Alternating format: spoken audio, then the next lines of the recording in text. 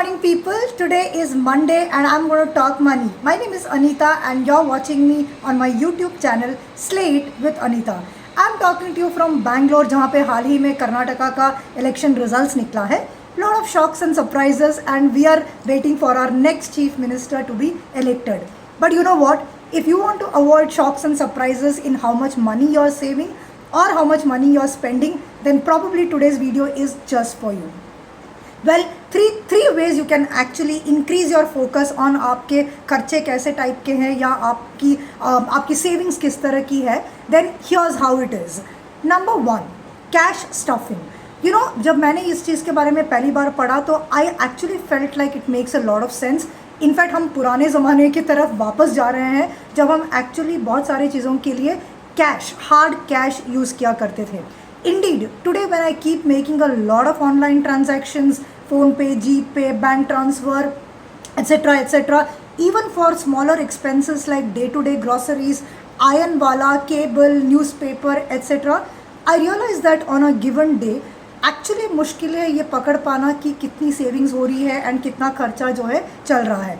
इससे अच्छा है कि आप थोड़ा सा कैश अपने महीने के एक्सपेंसेस के लिए अलग से रखें and try and spend hard cash. Because कहते हैं ना, जब आप पैसे दे के खर्च कर रहे हो आटे दाल का भाव लिटरली पता चल जाता है. So yes, try and see if using more of cash rather than online mode helps you build a different kind of a saving habit. So the first thing was cash stuffing. Second thing is wage waiting. Wage waiting, WEIGHTING, मतलब अपने जो भी आमदनी है आपकी उसका वज़न के हिसाब से अपनी सेविंग्स हैबिट रखना. अगर आप अपने पूरे साल के अर्निंग्स को कैलकुलेट करो और उसको डिवाइड करो अप्रॉक्सीमेटली आप जितने घंटे काम करते हो, you will get basically an hourly rate. Don't worry, मैं आपको डेली मजदूर नहीं बना रही हूँ, but yes, time is money, right? So calculate what is your hourly rate and then see कि अगर आप कोई चीज़ खरीदना चाह रहे हैं तो फिर कितने घंटे आपको काम करने पड़ेंगे उस चीज़ को अफोर्ड करने के लिए, right? Please note, I am not trying to say do this और do that. I am only asking you to be aware कि कोई चीज़ जो आप खरीदना चाहते हैं उसके लिए आपके कितने घंटों की काम की जो है ज़रूरत पड़ेगी. So the second thing is wage waiting. You can use wage waiting to understand whether a purchase is worth it or not worth it. Right? Thirdly, last but not the least, golden ratio. कितनी earnings, कितना खर्चा, कितना savings, ये एक calculation हम सब लोग chess करते रहते हैं एक आइडियल रेशियो के लिए, करेक्ट? वेल, आइडियल रिकमेंडेशन ये है कि 10% से ज़्यादा आपकी जो भी आमदनी है आपके लोन के तरफ नहीं जाना चाहिए. That means if you are earning let us say $1 lakh a month, then more than 10,000 debt यानी कि लोन या EMI या credit card is probably not a great idea. 60% of your income should go into your present expenses, मतलब आपके आज के खर्चे.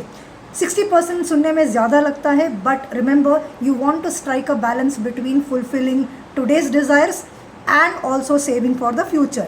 Which brings me to the third component. 30% of your income ideally should go into savings. Of course 10-60-30 एक ideal की recommendation है, पर depend करता है इस आप अपने आइडियल रेशियो को लाने के लिए you can look at what have been your last 6 months expenses and उस हिसाब से आपका थोड़ा ऊपर नीचे हो सकता है. ऑफकोर्स आपका लोन किस टाइप का है दैट ऑल्सो मैटर्स. अगर आप डिप्रिशिएटिंग एसेट ले रहे हो और उसके लिए ज़्यादा खर्चा कर रहे हो then it may not be a good idea. लेकिन होम लोन के लिए अगर आपका डेट कॉम्पोनेंट 20% तक चला जाता है then maybe it's not a bad idea, right?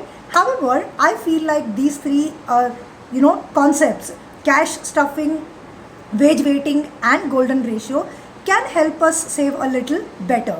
I hope you found this video useful. If you want me to talk about any particular topic, just hit me up on the contact details given there and I look forward to seeing you next Monday. You have a lovely week ahead and keep watching Slate with Anita.